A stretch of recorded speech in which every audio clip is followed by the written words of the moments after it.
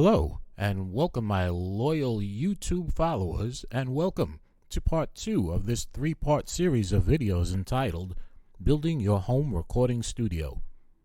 In the first video, we started from the ground up, looking at studio equipment you can purchase that won't burst your budget, recommendations for computer equipment, VSTs, and digital audio workstations.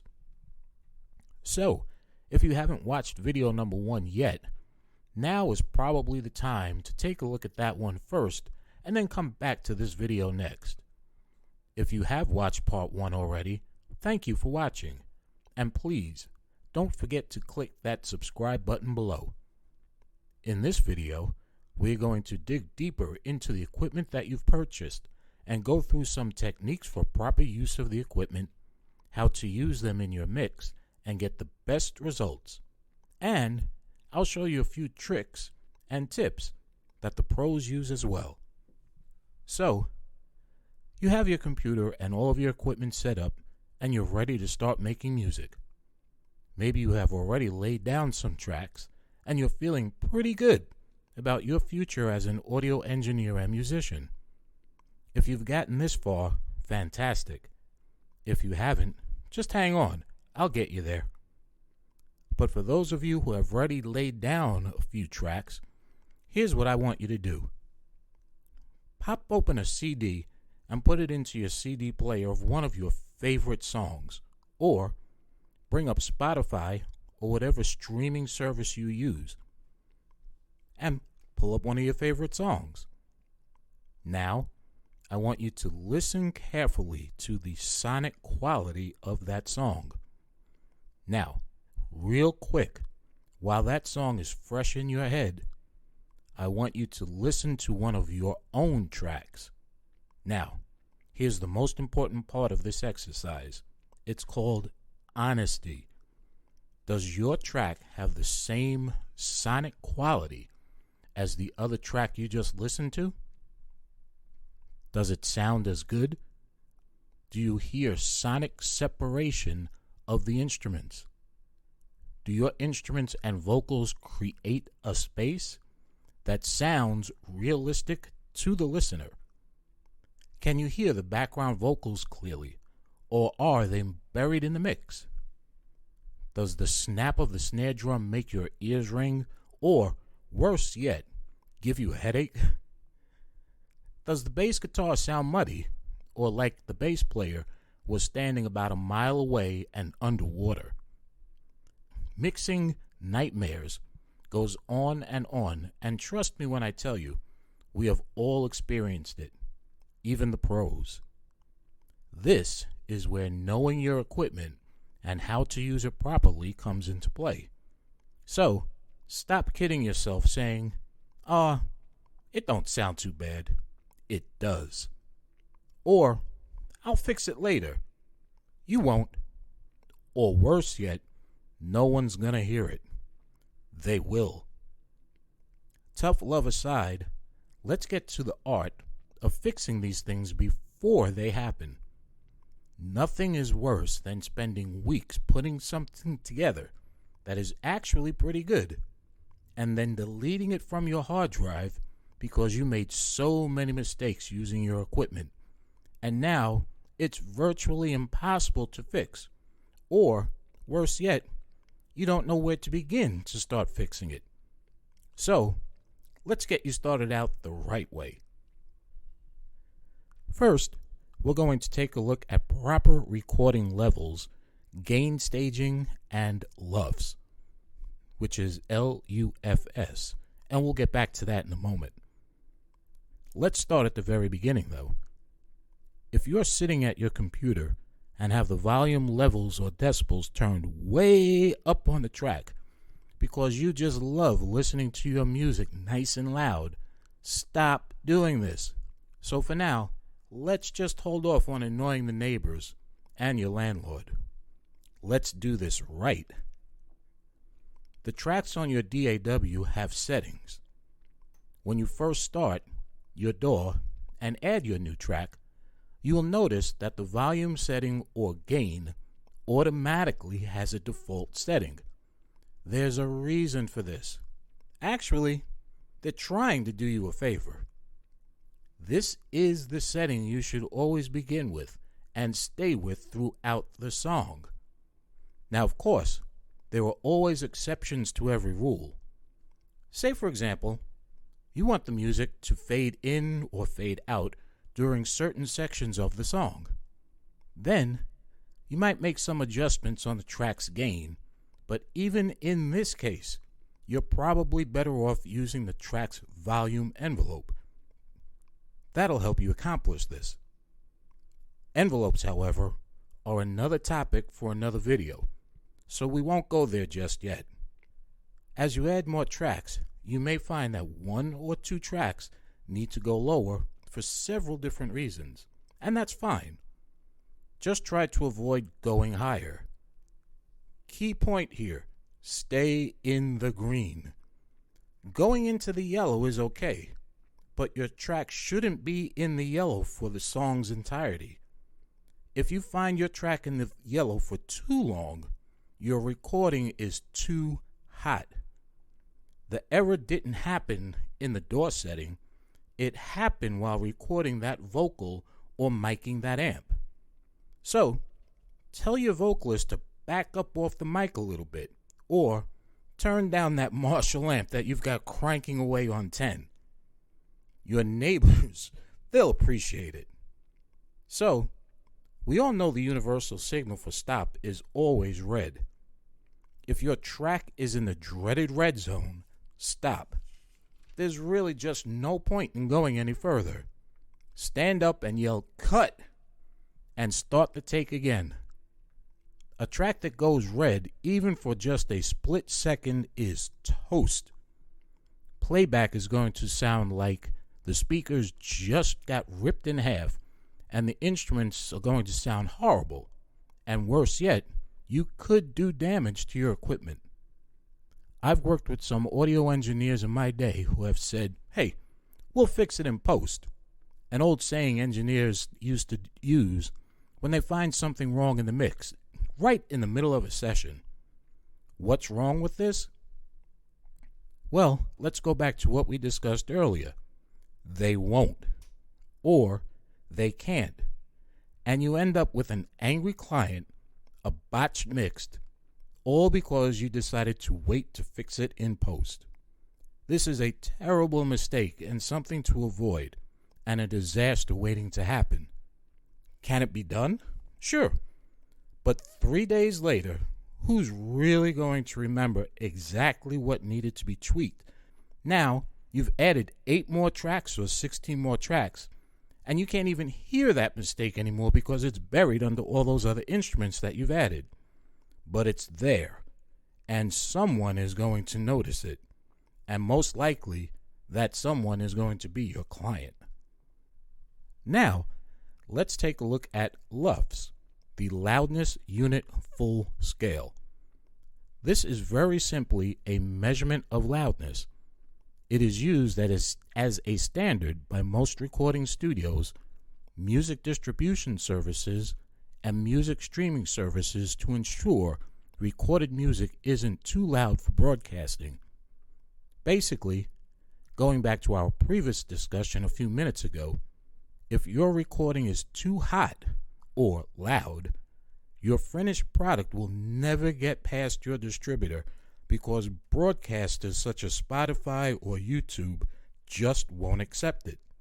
So, how loud or what level is acceptable?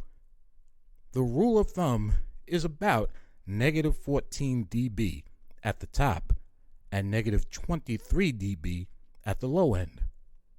But check first with whoever you plan to ultimately release your music to. So, obviously the next question is, how do I measure LUFS in my music? First, keep in mind that LUFS and the volume meter on your track are not technically the same thing. You should use a LUFS meter to do the measurement.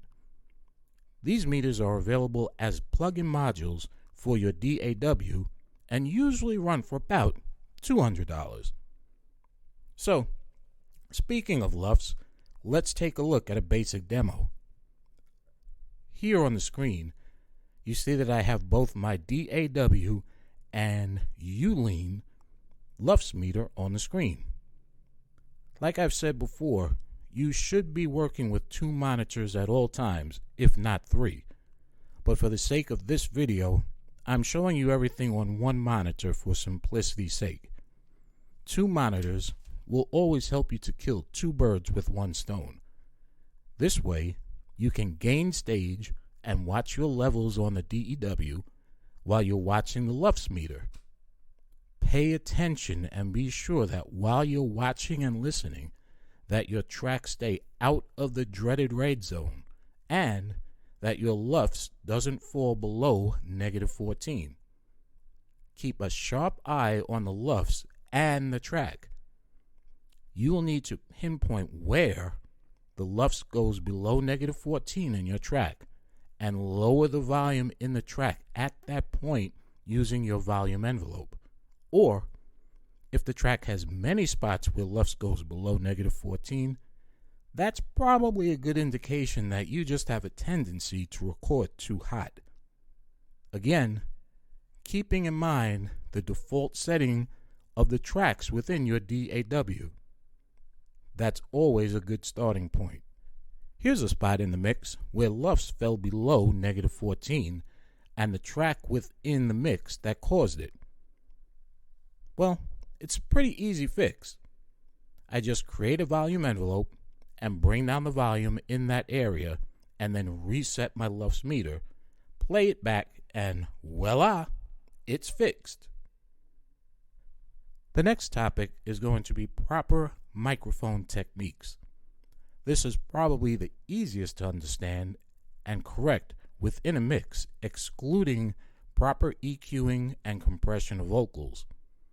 But this is your starting point. 2 simple rules here. Rule number 1, don't eat the microphone, and don't be afraid of it either. Rule number 2, use the right type of microphone.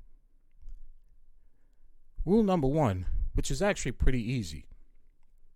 If your vocalist is eating the mic, or in other words, is just too close, your track goes from sounding something like this to something like this. If you can't understand what the vocalist is saying, they're either eating the mic or they're too far away from it. An easy remedy to this is to use a pop filter on the microphone. The filter sits about an inch away from the mic and keeps your vocalist from getting too close. Now, a pop filter wasn't designed for this. It was actually designed to decrease the pops a human voice naturally makes before the sound hits the mic. But it works great as a mic eater's controller as well, as I like to call them.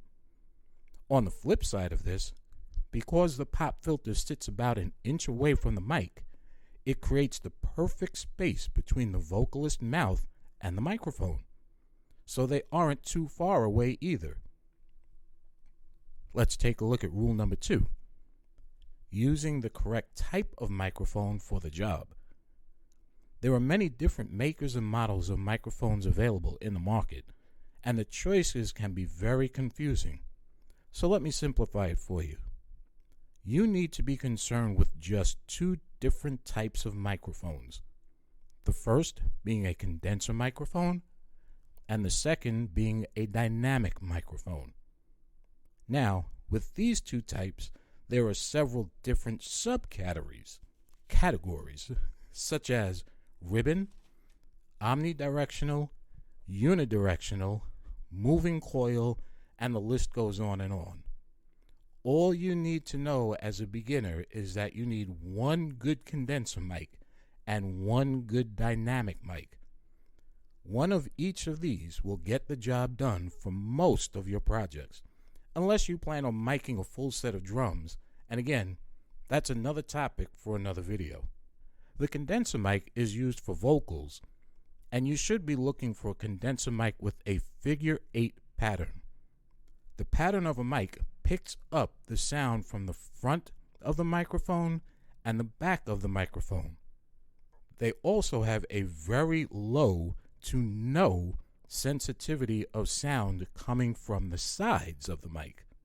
In other words, this makes it a great choice for solo vocals or a duet where two singers are singing into the same microphone. The second type of microphone you should have in your arsenal is the dynamic mic. Dynamic microphones are primarily used for loud, strong sounds, such as drums, guitar amps, or live performances. They are great for miking your guitar amp, or if you prefer to do this as opposed to plugging your guitar directly into your mixing board or audio interface, and then using a plug-in module for an effects, such as Guitar Rig Pro by Contact, which I highly recommend. So, what are the two best choices? Well, as far as a dynamic microphone, the Shure SM57. It only runs for about $100. As far as a condenser mic, I personally choose the Audio-Technica AT2020, another powerhouse, very reliable, inexpensive microphone. Finally, we're going to talk about the mix. Let's start with an understanding of how to create a well-blended mix to avoid certain issues. This discussion will begin with reverb and panning. Reverb and panning are used to create a space. It puts the vocals, brass, bass, drums, guitars, etc. into a space within the mix where they belong. Have you ever been to a concert where all of the musicians and singers were lined up side by side or one behind the other in a straight line? Of course not. There is a reason why the vocalist is standing in the front of the rest of the band, aside from the fact that the lead singer should always be the person who stands out. They should also be the standout in your mix. There is also a reason why the drummer is at the back of the stage and not out front with the singer. It's all about creating a sonic space and depth within the mix. Reverb and panning will help you to accomplish this. The first thing to understand about reverb and panning is that they are not just fancy special effects that you use on your music. They are an essential part of getting the mix correct. Proper placement of all of your instruments and vocalists to create a proper sonic space makes the difference between a mix that sounds muddy and cluttered to one that is sonically correct. Let's begin with placement. As an example, a symphony orchestra is situated on a stage like this. The placement of each instrument is chosen according to how each instrument sounds and interacts with the other instruments. A flute, for instance, just wouldn't sound right on a stage if it were sitting right next to a tuba. You wouldn't hear the flute because it would be simply drowned out by the tuba. The big booming sounds would just simply wash away the flute sounds. It is for this reason and others that the tuba and flute are separated on the stage. Your job when mixing is to create that separation. So, how do you go about this? Simple. Just use reverb and panning, but use them properly. To repeat, reverb creates the depth and panning creates the space, but both combined together create the separation. Very important to remember. Let's look at a simplified example of this using a four-piece band: drums, guitar, bass guitar, piano, and one vocalist. As we said before, the vocalist is your front and center, the main attraction, so to speak. So the vocal track should be panned dead center with a touch of reverb to enhance the sound. Next, the electric guitar and bass guitar. If you have two guitars, the screaming lead parts should be panned centered again, This guitar solo is the center of attention. A touch of reverb as well, depending on what other effects the guitar is using, would help. I like to place the rhythm guitar, or the one playing the chords, panned slightly left, and the bass guitar panned slightly right. This all depends on the space you're trying to create. Other audio engineers may tell you otherwise, but keep in mind this is all just to get you familiar with the idea of creating a sonic space.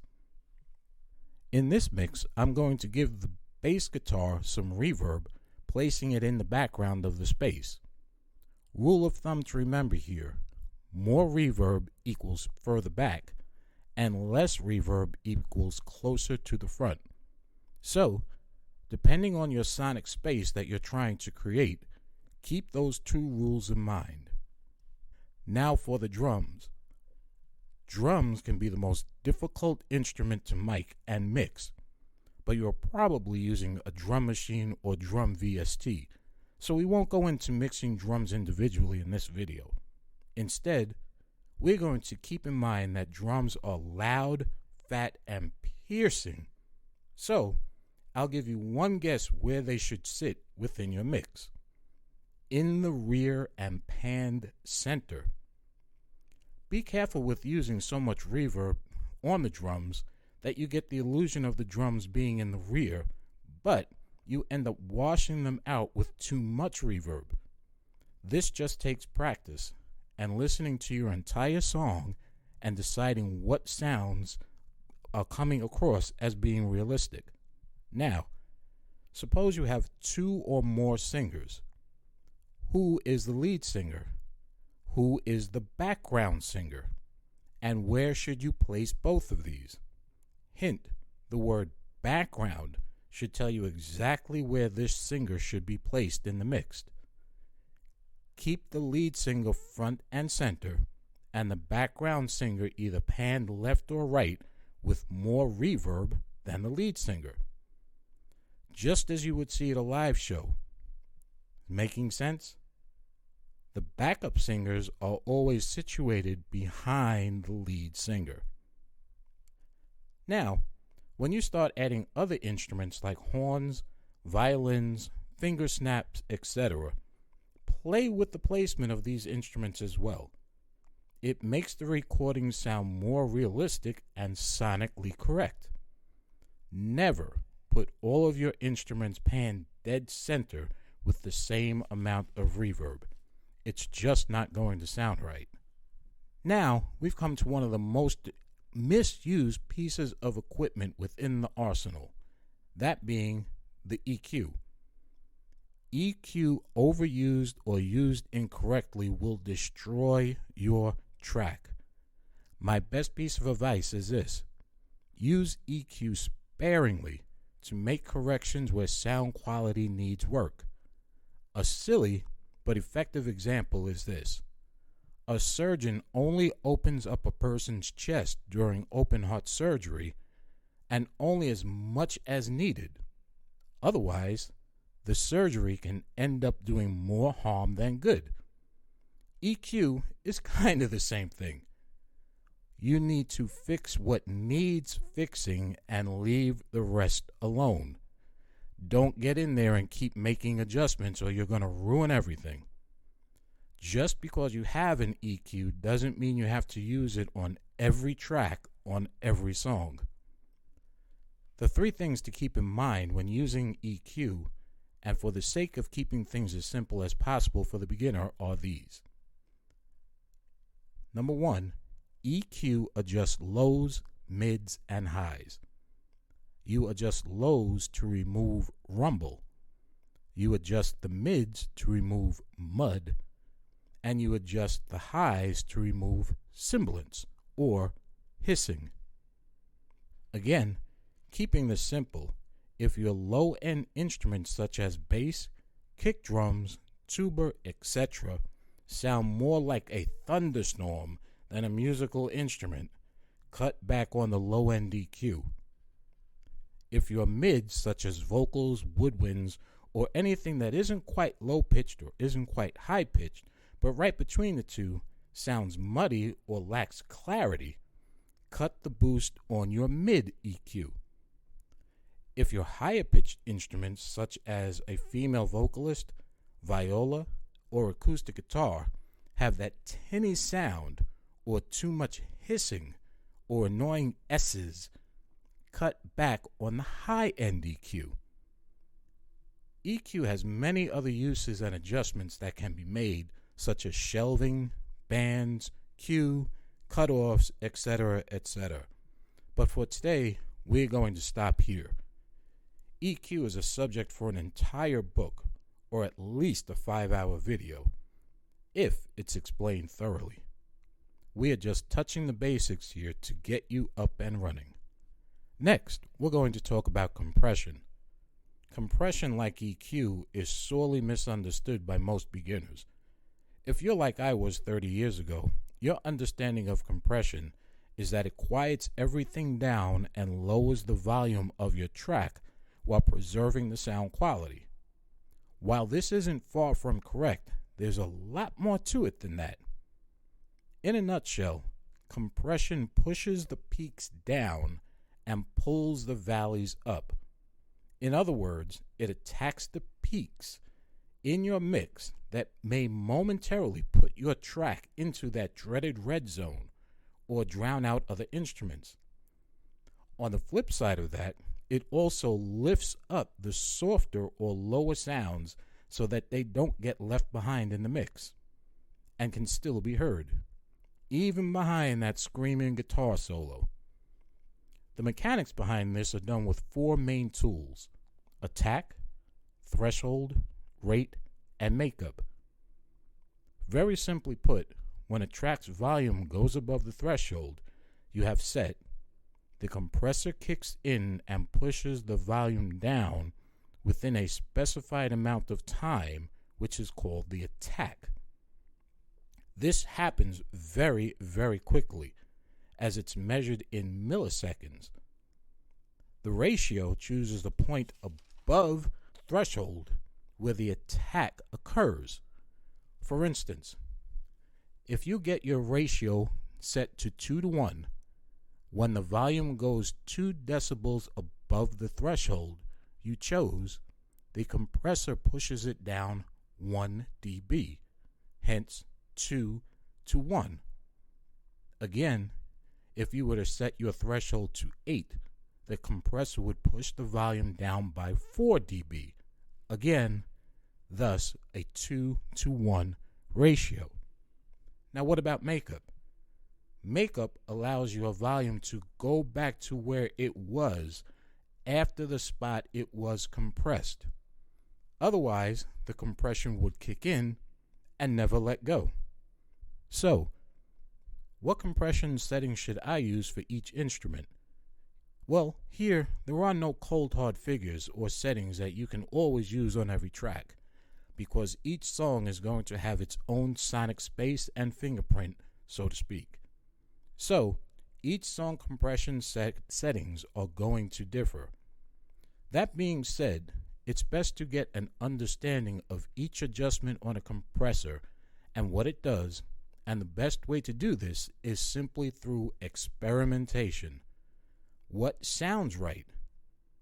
The best practice I would suggest is to mess around with the drums on a drum machine or drum VST.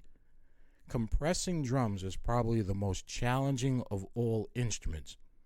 You will clearly hear the dynamics of the compressor as it continues to compress and decompress and uncompress the drum set. Keep in mind that the main goal of compressing is to glue your mix together so that no one instrument is overpowering or underperforming as compared to the others in the mix. Compression very simply squeezes everything together into a sonically correct sound. There are those key words again, sonically correct, and I keep repeating them for a reason. We touched on just a few mixing tips and tricks here, and believe me, there are so many more. But, as I've continued to say, these are designed to get you up and running and just the basics. The more you experiment with each, the more you will discover and learn. Like everything else, the key to success is practice, fail, learn from the failure, and then practice some more. Lastly, we will discuss the final step, which is mixdown or mastering.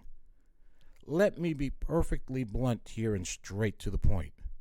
If you're a beginner, you have a long way to go before you should start thinking about mastering or mixing down your song to get it out to distributors such as DistroKid or CD Baby or TuneCore. And just a quick shameless plug here. I use DistroKid as my distributor and have had some great experience with them.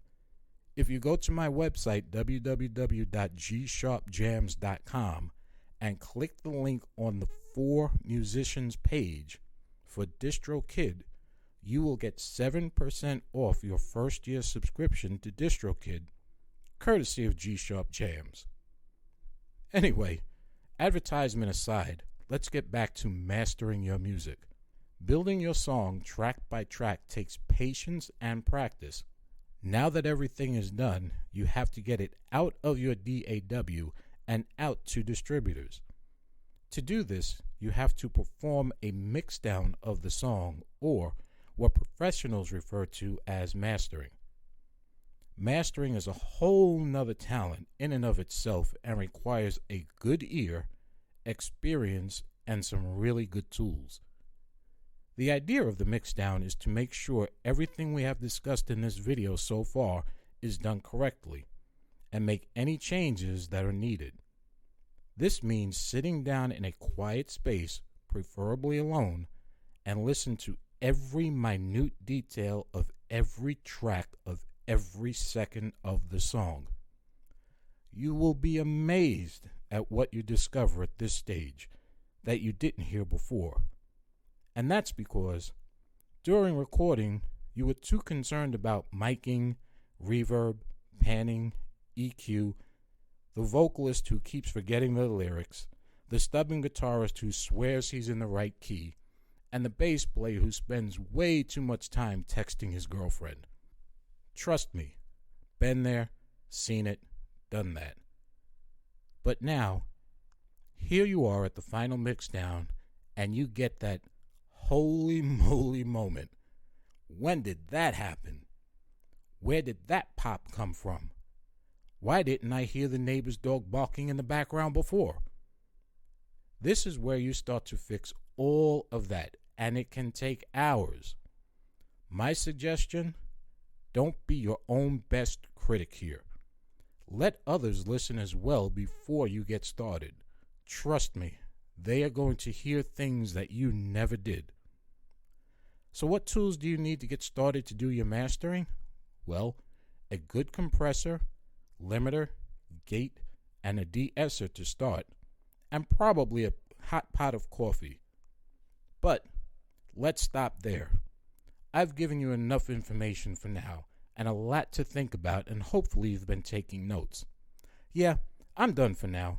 So, stay tuned on my channel for part 3 of this series, The Mixdown. And please don't forget to subscribe below on my YouTube channel, and also visit my website, www.gsharpjams.com, for more information about me and my music. Out for now, G Sharp Jams.